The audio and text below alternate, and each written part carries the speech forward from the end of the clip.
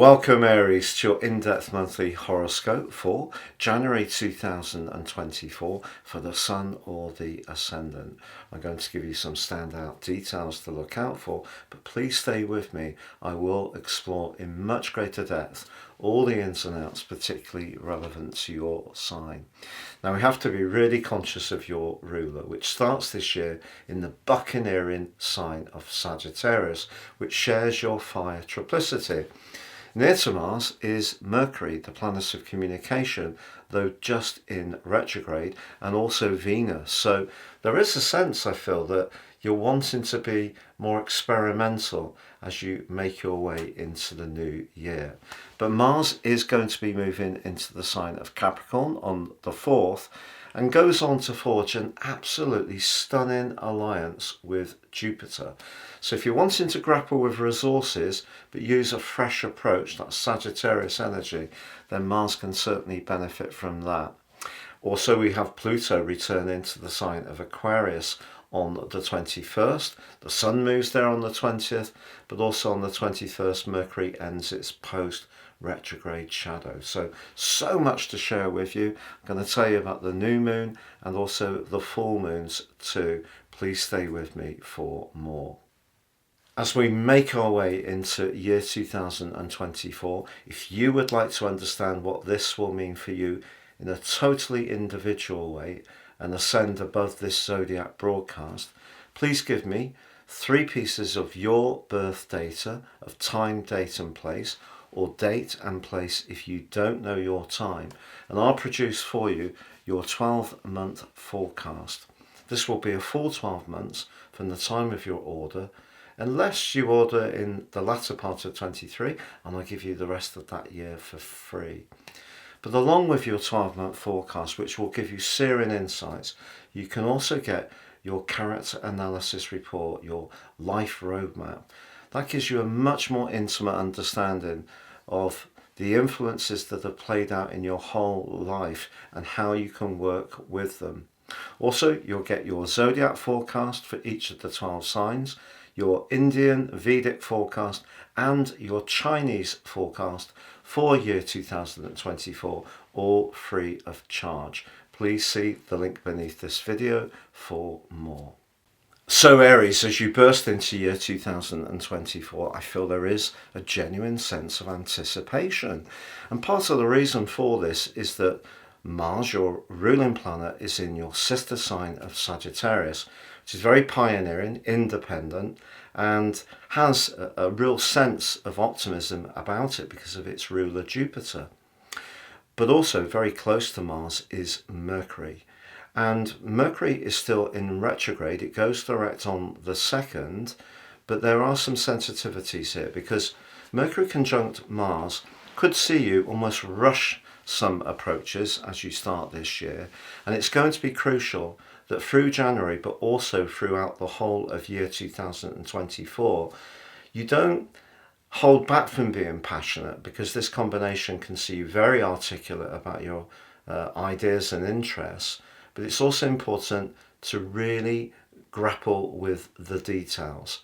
And one of the reasons for this is through to the 12th day of this month, Mercury is afflicted by the dreamy, drifting energies of Neptune, located in your sector of mysteries, the 12th house. Now it's great for daydreaming, for embracing film, if you love photography, for escapism in all its different forms. But this combination can be trickster central. So if you're looking to buy anything online, for example, which is a very 9th house pursuit, especially if you're booking travel, just make sure you're really drilling down into the finer details so that you're not being in any way unaware of what all the overall implications or whatever it is you're planning are about.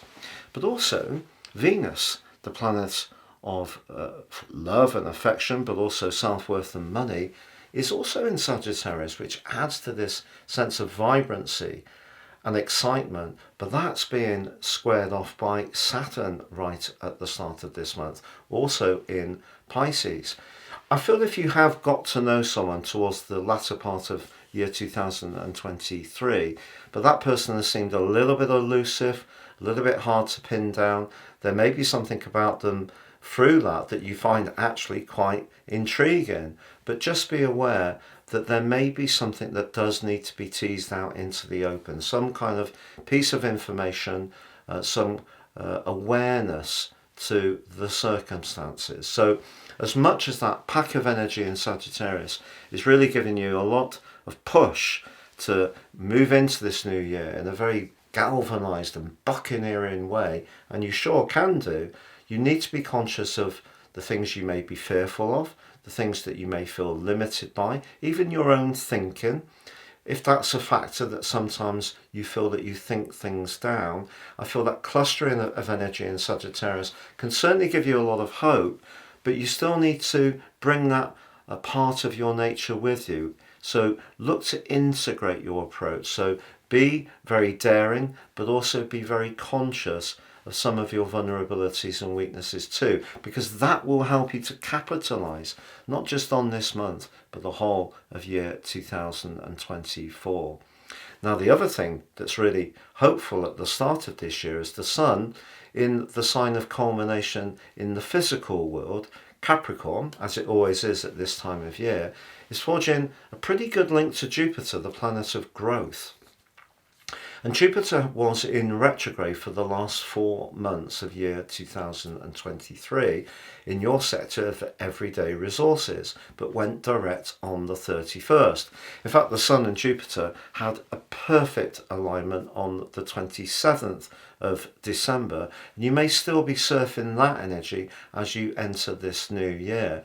And that can bring you some dividends and rewards throughout year 2024 if you really are prepared to put in the application and perspiration that the sign of Capricorn certainly demands a lot of self-discipline, a lot of hearing to the processes. And Jupiter in the sign of Taurus is slowed down a little bit. It's not so inclined to promise what it can't deliver. It's more realistic, but the combination of the two, if you're mindful of that clash between the 12th house of your chart and the 9th, does look very, very hopeful for you indeed. But also on the 4th, Mars, your ruler, switches into Capricorn. But you know, Mars loves being in Capricorn. It's exalted here. The more stable energy of Saturn, the ruler of Capricorn, is very receptive to the industry of Mars. So a good mix there.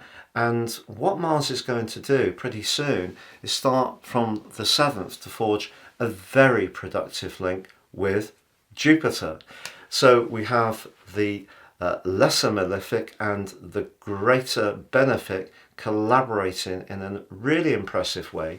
That reaches a peak on the 12th, which is the time on the 11th that we have the new moon in Capricorn. But that new moon is arcing into the potentially disruptive energies of Uranus. But I think in this combination, the Sun in Capricorn can be quite anchoring. So it's a very positive new moon indeed. And in fact, the whole of week 2 sees the Sun in a pretty close trine to Uranus. We also have in week 2 a lovely link between the Sun and Neptune, and it shows that we shouldn't just think that Neptune can only be negative. It's brilliant in terms of our imagination, but also listening to our instincts. If you get an instinct about a professional matter or a worldly goal, Capricorn, you can still use your instincts, which are often very acute with Aries people. I feel that's very often under-recognised, how much you'll get a hunch and go for it, and it can pay off for you handsomely. When other people might be navel-gazing and really wondering whether they should or not, you have the courage to take the action. So that can work for you. But that link between Mercury and Neptune is very tricky. So if you are heading off somewhere for some winter sun or snow, you are trying to buy something online, there is something that you're wanting to evolve in your situation, those details meticulously need to be handled. Don't rush, because with Mars, although it's not an exact conjunction applying to Mercury, detrimented in Sagittarius, goes direct on the 2nd, there could be a tendency throughout this whole year to rush opportunities, and that's something that you should be really conscious of avoiding. Now, I mentioned that Mercury went direct on the 2nd in Sagittarius, but it returns to Capricorn on the 14th.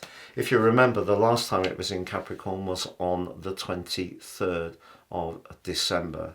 So it's just moving back into the sign of Capricorn, but it doesn't come out of the post-retrograde shadow until the 21st of January, which is going to be a really important day this month. But perhaps in a symbolic way, the 20th may be even more important. And the reason for that, Aries, is the Sun and Pluto come together in an exact conjunction in the last minutes of the sign of Capricorn on the 20th, before later that day the Sun makes its way into your sector of friendship and longer term hopes and plans. So the symbolism of that, I feel, is that since 2008 there are some people and institutions that have really rinsed a lot of citizens, and in some ways maybe us as citizens have been happy to play our part in the conspiracy, if you like, and that is big business. It's probably big business but more of a technological kind, because the old physical businesses have come under a lot of pressure. So that's where Pluto has been eroding shopping centres and that sort of thing. But we've got new businesses that have been developing, but we have seen the excesses of capitalism, very Capricornian, have really played out with the power potential that Pluto has. And I think on the 20th, we're all going to see something happen where some big institution will have a problem, or some other big institution which is adapted will be flagged up as developing and evolving. But it will be very symbolic, because on the 21st, of course, Pluto moves on its birthday into Aquarius. Mercury comes out of shadow. They join, or the Pluto joins with the Sun in the sign of Aquarius. Could be argued this is the start of the age of Aquarius. Could be argued that was those 11 weeks last year. It's going to be back into Capricorn on the 2nd of September through to the 19th of November. So it's still got one pass to go. But I feel that the radical agenda that we saw coming through in that 11 weeks of Pluto making its way through the sign of Aquarius in the spring of 23 was just extraordinary. We all knew that artificial intelligence existed, but it was how much it was discussed in public that was really interesting and fascinating. So from your viewpoint, there can be some big transformations around your future plans, the people you network with, the ideals that you hold dear. And if you have been someone who has worked very, very hard to find your place in the material world, you could find yourself wanting to adapt, because sometimes when we have those kind of hopes and we get to that point of achievement, we've changed. So whatever we set out to achieve, whether it's a degree or a promotion or a successful career in our own business, when we reach that point of it actually coming to fruition, by that time we're wanting something else, because that's what humans do. And Pluto, of course, is very much about transformation. So you could find at the end of this month a lot of thinking about this whole equation for you, particularly because the Sun is going to be in a square with Jupiter. Now that can be one of the most benevolent of all planetary aspects if you're someone who's very attuned to doing the best you can for those who are less fortunate. Something could happen towards the end of this month which you can find deeply gratifying if you can provide some assistance. But also what Jupiter squaring the Sun can do is make us wildly over optimistic about what potential outcomes can be. And balancing the material world, Jupiter second, with the more spiritual dimension of the Sun in the 11th house is going to be the challenge here. And this is threaded through the full moon, which occurs on the 25th, but not before Venus has moved into Capricorn. So it's possible that you're going to have some discussions with important and influential players towards the end of this month, perhaps job interviews, perhaps some presentations you're going to do. And the way you come across and the way that you handle those relationships, there's a saying, isn't there, these days, of managing up as much as managing down. So your skill and acuteness at working with whoever in some way has a power over you will be important. But we do have a full moon on the 25th, and this is a full moon in your sister fire sign of Leo. But the sun on the other side of the heavens in Aquarius, and they're both T-squared by Jupiter. And one of the things about a 5th, 11th house full moon is that you're going to need to make some decisions about the time you spend with certain individuals. And it's possible that your popularity is going to be so high, you could be a bit spoilt for choice. And it's nice to be in demand, but if there are some things or people you don't want to spend time with, you may have to just maneuver around things in a way which keeps those relationships intact at some level. So some diplomacy may be important, but you could find yourself, certainly in a romantic situation, asking yourself the question, do I see myself with this partner for the long term? And if the answer to that is no, whether you met someone relatively recently or it's a longer standing relationship, the thing here is to be very, very aware of what your motives are with Jupiter in the second house, particularly if money is a big part of the equation. And it's going to be important to keep your feet bolted to the floor when you do come to any binding decisions. And that takes me back to the role of Neptune throughout this month. It can be very uplifting in that beautiful link to the sun, but also be aware that Jupiter and Saturn are actually collaborating to your benefit in a really positive way for virtually the first 3 months of this year. Now here we have the greater benefit and the greater malefic in a constructive tie. And although as you come into the month, Uranus is still in its retrograde, what I feel that combination can do for you is around the physical world, Jupiter, what Saturn can do is say, don't forget about past experiences and skills. Can you adapt them in terms of this new exciting reality that you're shaping?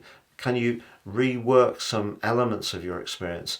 And that can be applied to a current situation in a very dynamic way. So I think this is a month that does have huge opportunities for you, Aries, but it is going to be very, very important to listen to your instincts, but also get clarity, clear information, the facts around any big relationship matter or any big life or financial planning decision that you may make. It's been a real pleasure being with you. I'm wishing you all the best for year 2024. And please do like, comment, share, or subscribe.